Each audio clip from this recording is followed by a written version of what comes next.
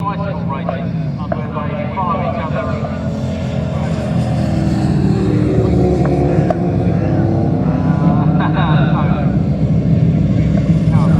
Hope his finish is faster than his start. Here we go then.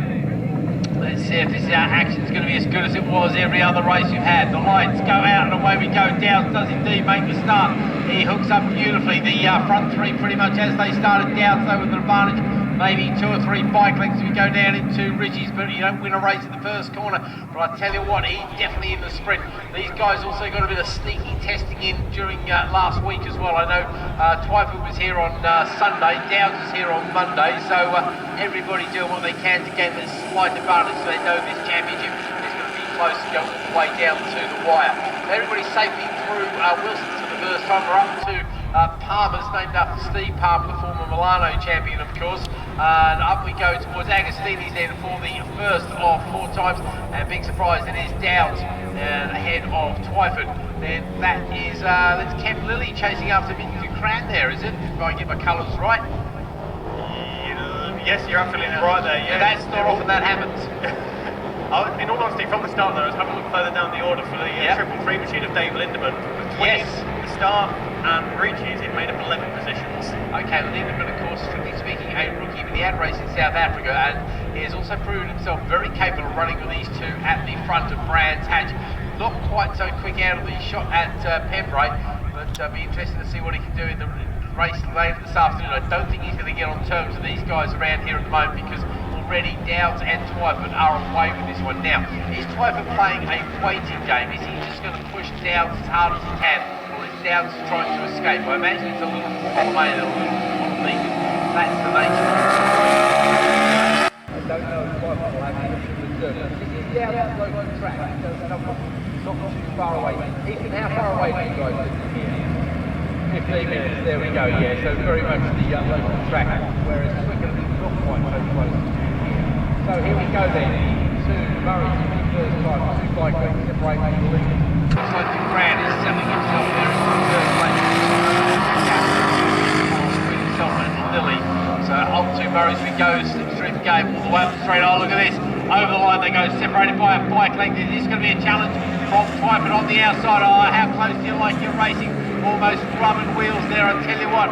If these two got any closer, I'd have to announce their sponsorship from Durex, I reckon. Here we go, down into Wilson's for the second time of asking. We don't see a challenge from Twyford, but I know that Downs will know he's there. He would have heard that bike coming up alongside him. The rest of the runners and riders over the line are Ducran, Lilly, Finnis, Costin, Venus, May losing 4 places on the opening lap, Armin making up 4.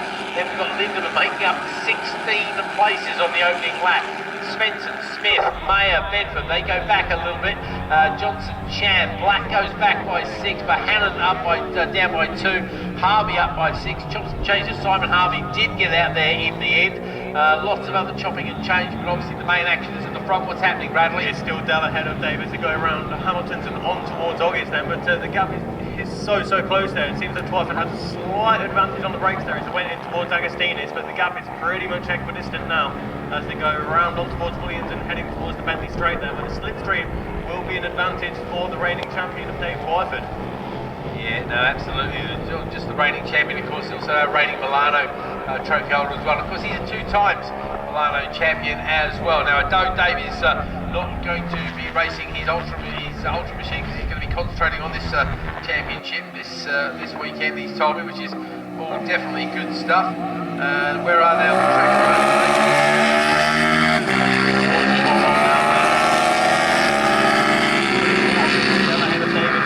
Go around the bottom towards Corridor. No, they're coming back into that.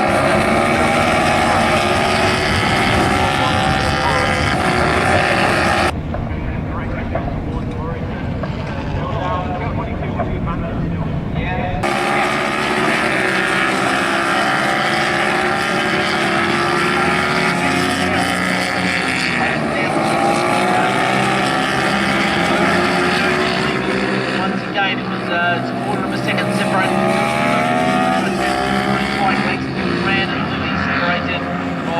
Wait a second before we get the gap there. No, sorry, there's a quarter of a second between those two as well. Finnis, Letters goes past on Costin there. They've got May Lindemann makes up another place to be going. Arvin drops back a place. There's on the last lap. Kemplin is also asking me to mention the fact that we've got Andy Flux and Mac 1 Automotive supplying oil and filter prizes. We've got Silver Lee and Stevie Jordan supplying other stuff. Mark Gilliman also helping us out through Abbey Motorsport. Steve Mail giving his prize as well, Emerald Elevators, and another £50 parts voucher from Steve Jordan as well. So loads of spot prizes, and that's all thanks to Kevin Lilly, who is the class coordinator and doing an excellent job of running well in the class in 4th place, trying to make it 3rd as Twyford and Dowds. Is this a challenge at Oggies? No, Twyford's stalking him. Oh, that's an inside move there from Twyford on Dowds. Now, did Dowds go wide? No, a little bit too wide. I think Dowds just took a different line there. So there we go. All chance in their arm there as they come onto the back straight, and it's a slipstream game once again. Now, is Twyford rolling out at the end of the straight? Is his gearing right? This is where it all becomes critical on the setup. On the brakes they go, down into Nelson's, up to there's Brundle and Nelson, isn't it? Yeah, Brundle and Nelson. Towards the bomb hole, up to the bomb hole they go. Bomb hole, and a little bit of advantage there, I think, for Twyford. Indeed, he gets some good speed side by side round Corums. This is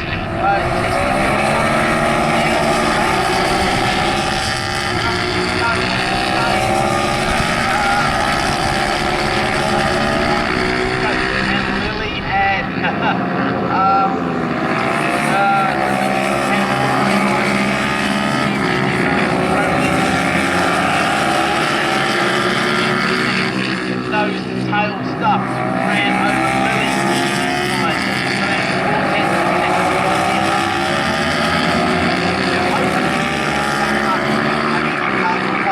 Slower back markers around the back of the circuit. Far away, I think. Warriors, which is good news. It's a straight line. Here we go. Late day Beck's corner. They're both very quick competitors. They both know the way around here.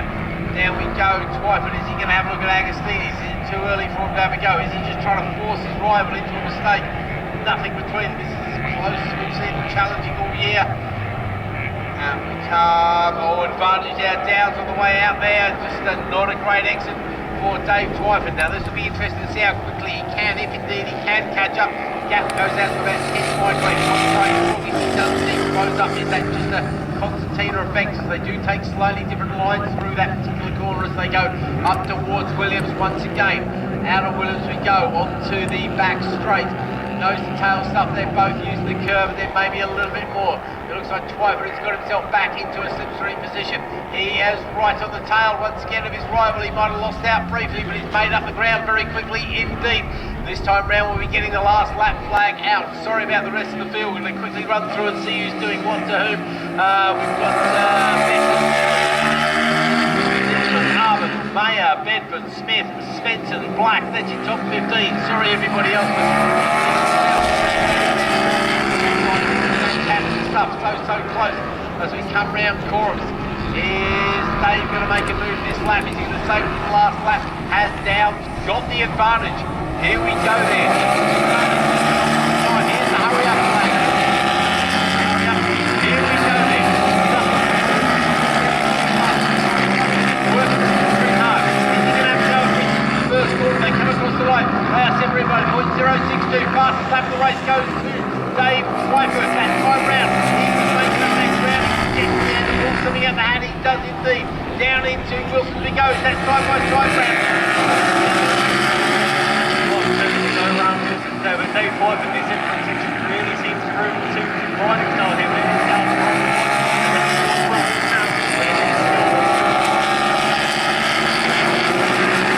Oh, somebody's gone bang. Okay, that's after the start finish line into Richie's. That won't affect the race at all. That's a spectacular blow-up. That's definitely somebody who decided they needed a ventilating crankcase. I think that's Bedford, Smith or Svensson. Not quite sure. We're not going to worry about that. We're going to worry about the lead. Hopefully that's way after the start finish line. It won't have an effect on the race at all. Where's the leaders, buddy? Just coming around. Oh yeah, here we go. This is where Dave Twyford's strong with Dale Down that's held the inside line there. Of course, a couple of laps to go. He did run it wide there, but no such dramas this time around. But Dave Twyford, he can't get any closer, Keith. No, I tell you what, I have to announce their engagement if those two go any closer, mate. Onto the back straight they go, and I think that Twyford's going to play the perfect slipstream game, surely. We showed last time, he pulls alongside, I'm sure that was him I just saw pulling alongside. Red flag at all points, I don't believe it, we've got a bike down, it's crashed on some oil there, so the red flag's getting chucked out. That's unbelievable, that's thrown a spanner in that he is going to lose out that race by 0.062 of a second, because the result will be called as they went across the line at the last time. It looks like there's too much contamination of the circuit, which is a huge shame, because of course there would have been at all, but I think it's just that maybe somebody's hurt up there. So it looks like the contamination on the track, so that will be a result.